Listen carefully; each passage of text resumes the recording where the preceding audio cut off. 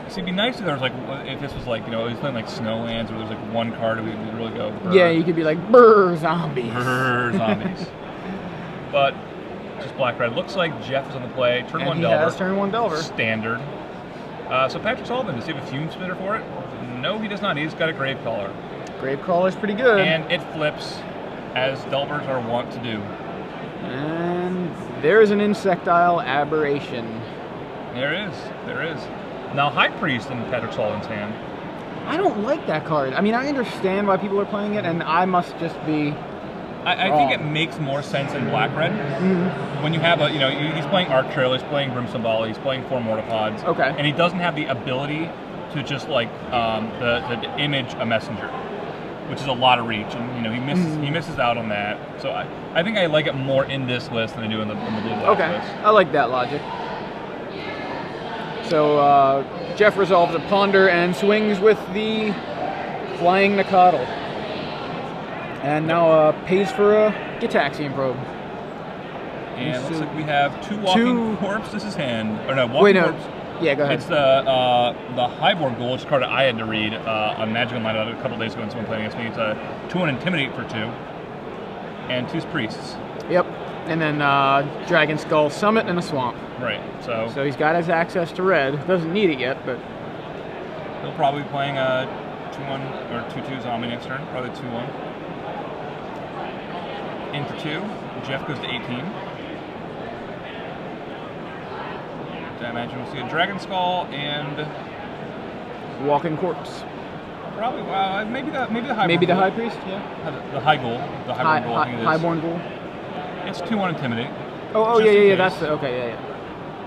There aren't a whole lot of cards in Jeff's deck that block it, but you know, if you Lingering Soul right here, you'd really rather have the Intimidate guy.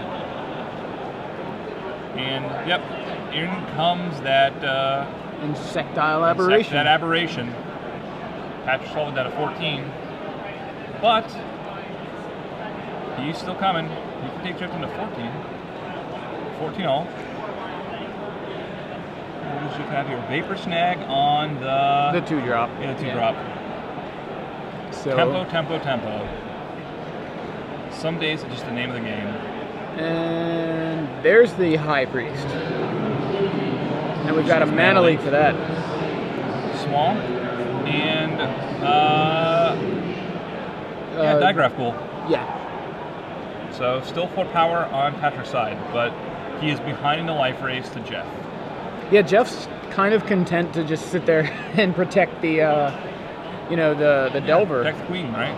Yeah. Until Patrick finds a way to deal with the Delver, Jeff's like, he's winning the race. For 7, or swing 7 times. He's got a Messenger here, which he has the option to play, or probably just plays 2 2-drops, but another Priest and something else, and walking the Intimidate Ghoul probably. But you know, he's at 10 life. That's only 3 swings. Still has no actual way to deal with this Delver.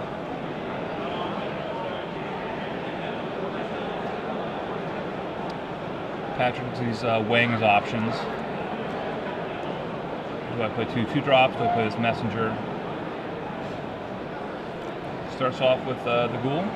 See if Jeph is going to Mana Leak it, and if he does, or doesn't, he's going to play his land afterwards, which is a good play. He makes Jeph think that maybe he doesn't have anything else, because he wants to get the High Priest in play. He has 8 cards that will sack to turn on Morbid. Yeah, so here he tries to resolve the High Priest. Kind of trying to bait out a Mana Leak by playing the land second. Jeph, however, doesn't have a Mana Leak, so it's not really an issue. And all of a sudden, with two reaches that turn, it's not looking quite as good. Snapcaster? Yeah, Snapcaster, Vapor Snag, the yeah. High Priest. So. And the clock is now down to exactly 3 turns for Patrick Sullivan. Patrick has 2 more turns. Oh, Dungeon Geists. Wow. A card we've not seen in a while. In for 5. That's huge. That takes Patrick down to 1 hit. Now he's got to win this turn.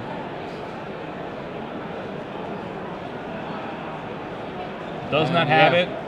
can't find any removal. Like, I mean, he's got Arc Trail, he's got Brimstone Volley, he's got Mortar Pod, which is removal. Right. I mean, Arc Trail there, I think his deck is set up really well for this match. Arc Trail takes out, at any point he draws it, Delver and Snapcaster. Yeah. Like, and I mean, he can't do much more than play 4 in the main deck. Right. So, well, just didn't see it. Now post board, things are they're going to get real dicey for Pat. 3 Celestial Perch. Yeah.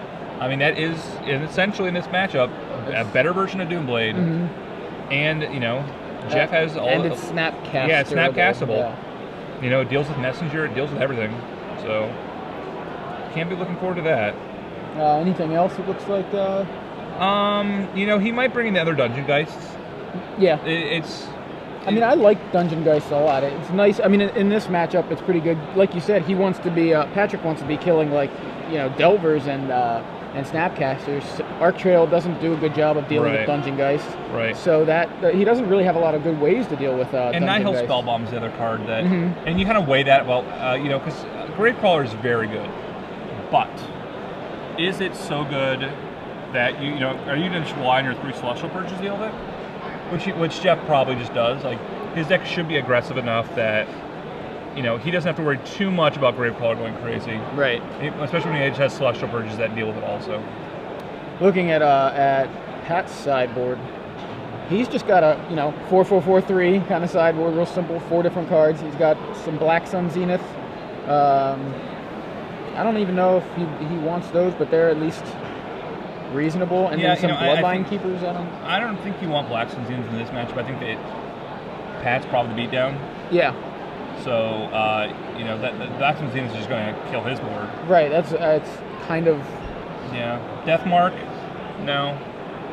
Yeah, certainly not Deathmark. Certainly not Deathmark. Distress? I don't even think he wants Distress. I don't think so either. I don't know what he's going to port in. I mean, he's got Bloodline Keeper's good, but it's just another dude where in a deck that's got a lot of dudes. I mean, it's a good, nice dude. It blocks every turn, so you might bring those in, but I'm just not sure what you take out. It's pretty much his only way of blocking flyers if he can't remove them. Hey, if it stays active, though, it blocks a lot of flyers. Yeah. But, again, Celestial Purchase card he has to worry about. He might just want this match to end as quickly as possible, and hopefully before his opponent has the opportunity to too much an advantage over, purging twice or more. And they're continue to shuffle. It's funny how die roll dependent Standard has become. I feel like that Delver existing as a card really pushes it over the edge.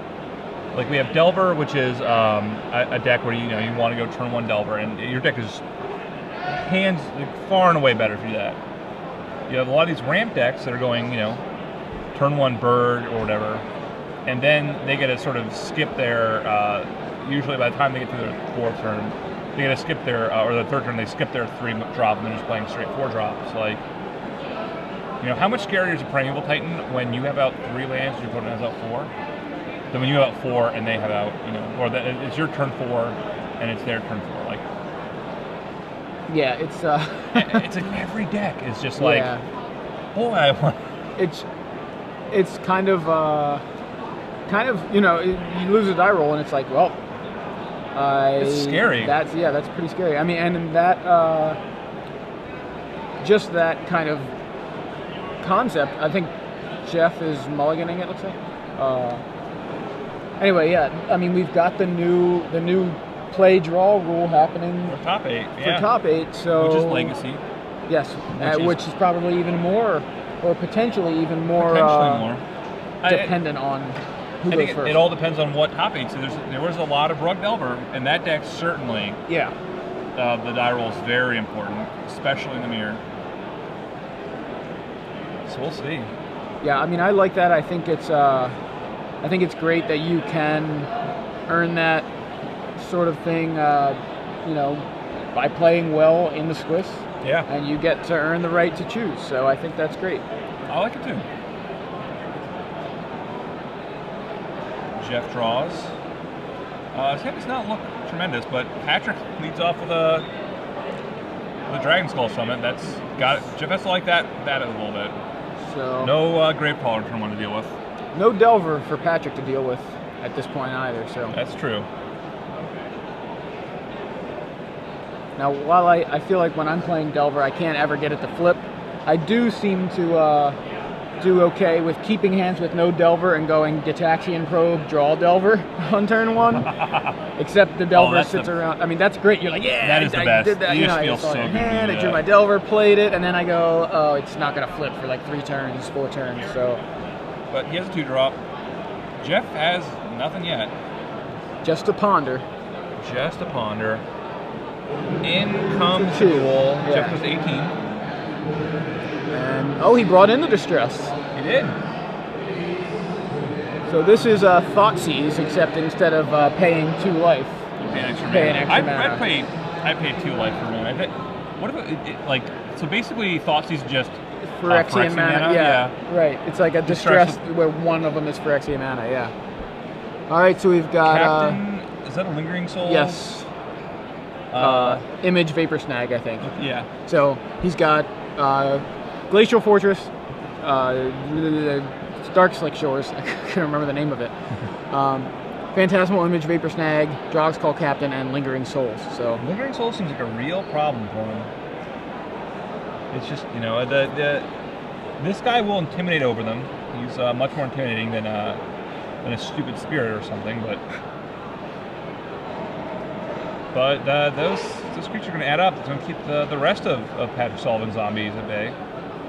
and Pat does have an Arc Trail, but you want to spend like Arc Trail on half of the Lingering Souls. right.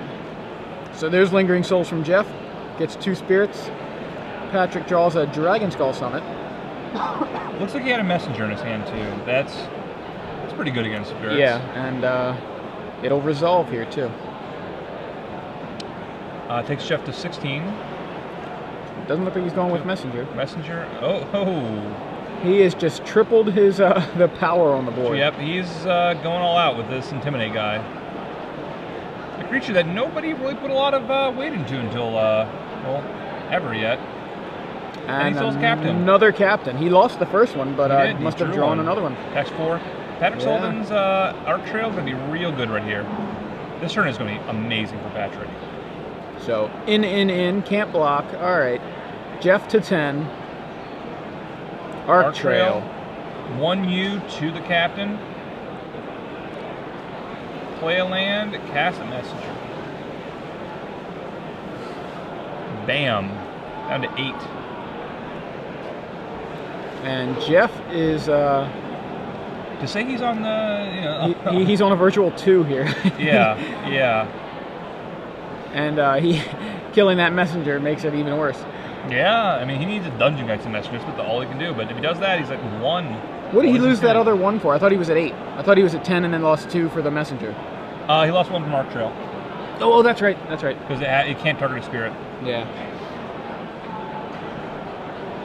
You know, Jeph has he's a Vapor Snag. It looked like real closely he could race Pat, but having 2 more of that Intimidate, Highborn Ghoul.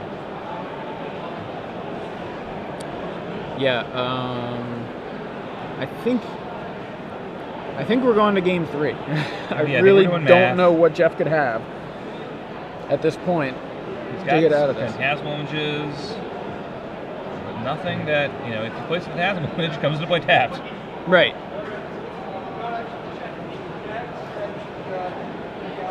But it's good for a turn.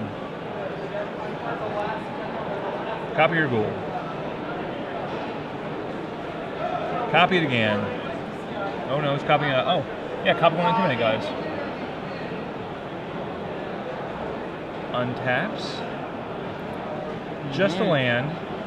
So that's Patrick's only card in hand, right? Right, and so if Pat attacks with everything, he can chump the Messenger with 1, and he has to. Chumps the Messenger with 1. Goes to 1 here, right?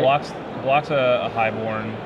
Takes 4, goes to 3. Oh, okay, yeah. I'm thinking he blocks the... Right, the Messenger doesn't actually... Does not have Intimidate. Does not. Yeah. Oh, and it just doesn't die, so it doesn't... Right, that's fairly safe as well. But, you know, Pat has all the cards now. Mortipod, pretty much do it. Brimstone Volley. This is going to be hard for Jeph to try to come back on this one.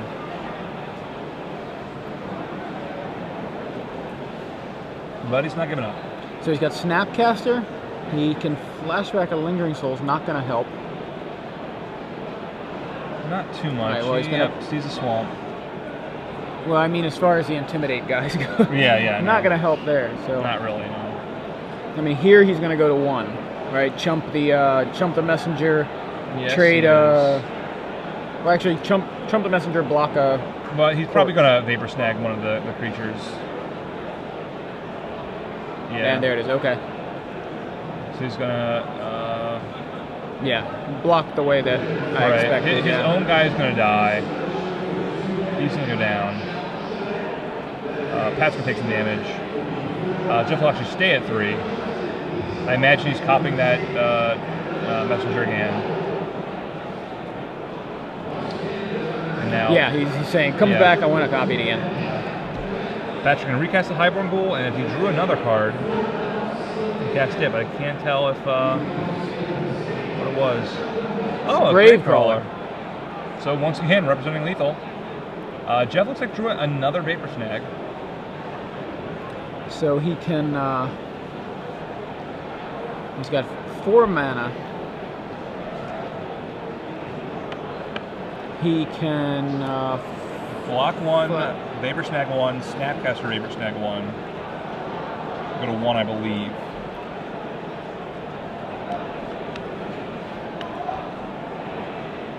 He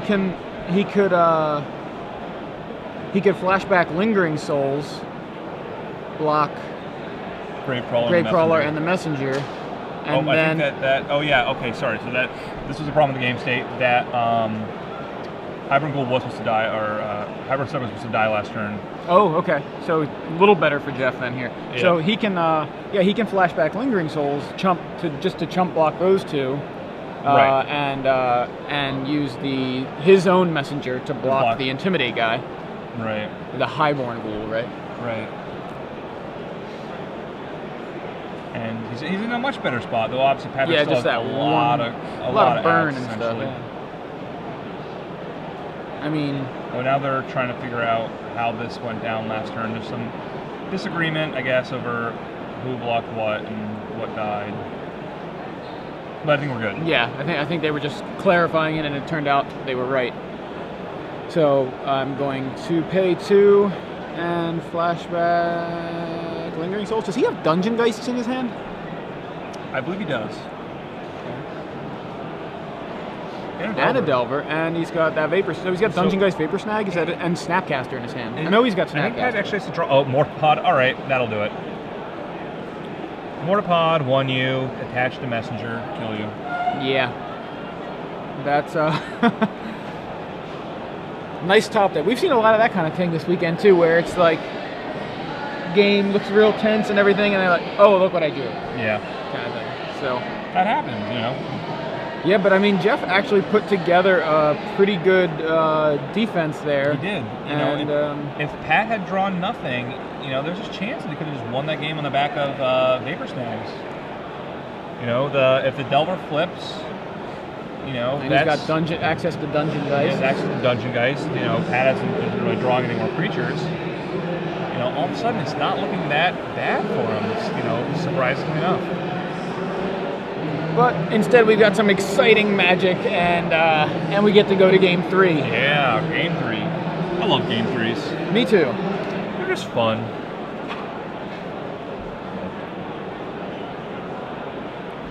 I like that zombies are seeing play. You know, I think it's cool. I mean, it's a tribe that it was good for like one tournament ever. Yeah. There was like a Pro Tour where it was good, and then I actually played a PTQ at Origins one year that was awkwardly right before they scheduled it before the format became legal, before the third set did, so it was like the same format as the Pro Tour, like a 2-set block. And the zombies was just awesome for that tournament. The person who won it, my friend Aaron Cutler, he just played zombies and just crushed everybody. But that was it. That was the one event ever. So that was that. I mean, what cards were in that deck? Onslaught. I mean, it was Gem Palm Polluter. Right. Shepherd of Rot. What's the swamp cycling zombie? I forget. That was not yet Twisted Abomination? not yet legal. Okay. Because That was in Scourge. Yeah, That's right. Okay. And it just so happened that you had actual removal spells that killed beasts and things. So yeah. Onslaught block was kind of fun times. I mean, I played goblins then, and everybody did. So. Yeah, those were interesting times. I'm not sure how a card like Sparksmith makes it through the R&D process, but you know. Yeah, that was maybe it was an accident. Like they went to the printers and were like, it was supposed to cost 4 mana. Oh no! Oops. Yeah, it was supposed to cost 4 and a red. Yeah. Apparently, the rumor is that's what happened with Rancor. It was supposed to cost 2 and a green, and some like originally it was a green, but it didn't come back, and then it was 2 and a green. And it came back, and they switched it back to not coming back. And they forgot to switch something else. Or... And then they switched it back, and somehow in the process of just kept trying it out, they ended up with 1, and they're like, ooh, this card's real good. You don't hear about the ones that same thing happened to, except both went the other way, where it's like overcosted and pretty bad. Like it'd be pretty bad. I don't think it would happen anymore, but they accidentally put in a card with like 1 more mana on it, and they're like they accidentally print Snapcaster as 2 and a blue, and they're like, oh, wait. No, I just mean like, all right, so Rancor gives +2/+0 and trample, right, for a green and comes back. And they were like, well, it was supposed to be, what, like 2 and a green or 1 and a green? 2 and a green. Okay, so it's supposed to be 2 and a green with that ability, or not come back. Right, and so basically it lost its mana cost and gained the ability. Yeah. And you don't hear about the cards where it's like, oh, there was the same mistake happened where we accidentally added to the mana cost and took away an ability, so it was just terrible and nobody ever played it in any format. Draft. Yeah, you don't hear about that so much. Yeah, those aren't the stories. Jeph and Pat staring each other down. Yeah. For a tense final match.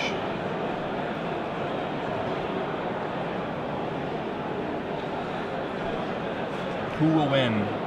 I don't know. I mean, that was some good. Both of those games, were really good. I think I gotta favor Delver because it's just been so good, and I think it just has a lot of good tools. Yeah, I think I kind of like Patrick for the match overall. Because I think he has a really good game one, but this game, I mean, just having all these purges is so powerful. I think I gotta give it to Jeph. And he's on the play. Right, he's on the play. He almost put together a win there in game 2, and I don't know. Yeah, I think Jeph has this given equal kind of draws. Like if there's somebody you don't want to be playing in an aggro matchup, it's Patrick Sullivan. But yeah. I know. I think that Jeff's sideboard, it's too bad for him. It's too bad he doesn't have timely reinforcement in his sideboard. Oh wow, yeah. Yeah, if that is one card he is not including. If he had that, it's going to be a much different. It's going to be a much different discussion. And Jerry's playing timely reinforcements. I like timely a lot right now, and it would be very good right here. But all right, Jeph on the play leads off the Dark Side Shores, but no turn 1 play. Patrick does have a Gravecrawler, and it looks like Jeph did draw a Celestial Purge, you think, or didn't draw anything? Yes. All right. Attacks for 2. Jeph then to 18. 2 black, and we have Distress. Yep. Now I did see a checklist card in Pat's hand. Yeah, so did I. That means we have a Bloodline Keeper. We do. All right, so we've got Phantasmal Image, Lingering Souls, Captain. Thank you, Jeph. Captain, Island, Glacial Fortress. Ooh, boy. I can see why he kept his hand. Yeah. Getting double Captain against zombies just seems awesome. And a Phantasmal Image. Yeah. You just go Captain, Image, Captain. And Pat looks like he has an Arc Trail, but what he does not have is red mana just yet. So, if Jeph just runs out of Captain. Yeah, what do you take here? I guess you take a Phantasmal Image? I mean, I think you probably take... Yeah, you do. It's the cheapest Captain, you know what I mean? It's You're not happy about it. Right. But But I you mean, take that. you take a captain, you leave him with 2 that cost, one converted mana cost less. So A little awkwardness of playing a land, but it got fixed, it looks like. yeah. So Lingering Souls from Jeph. Yep.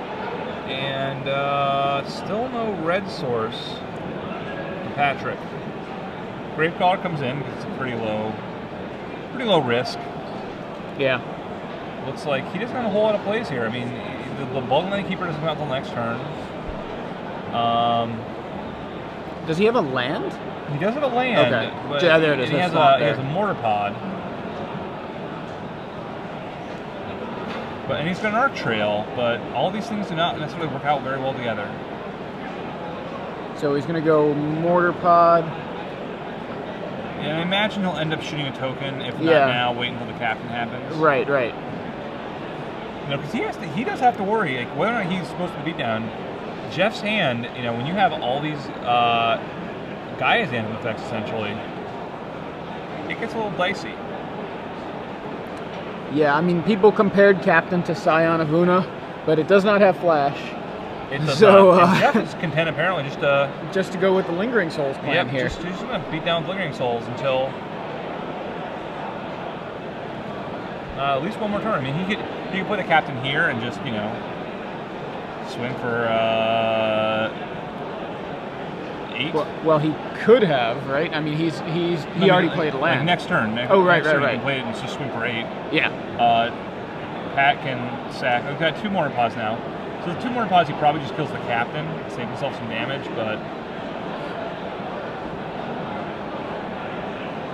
the burn spells that don't and require Jeph drew a Phantasmal Image, so if Pat didn't have both of those Mortar Pods, he could just and he has a land. So we're gonna go with looks like captain number 1, knowing that there's plenty of Patrick would have to waste both Mortar Pods to get rid of captain. I think you have to just waste both your Mortar Pods here. Yeah. Not happy with it, but but Jeph obviously just opened himself up to that on purpose. Right, he's got another captain. Yeah. He doesn't care.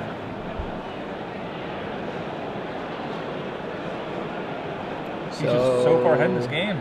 Jeph takes 4, and not Jeph. I mean Patrick takes 4. Yeah. And Jeph adds a Delver to the board. Still no red source, so that Arc Trail's not going to do anything. Does he have a land for the Bloodline Keeper? No, he's got Messenger though. He does not. The Messenger will help out.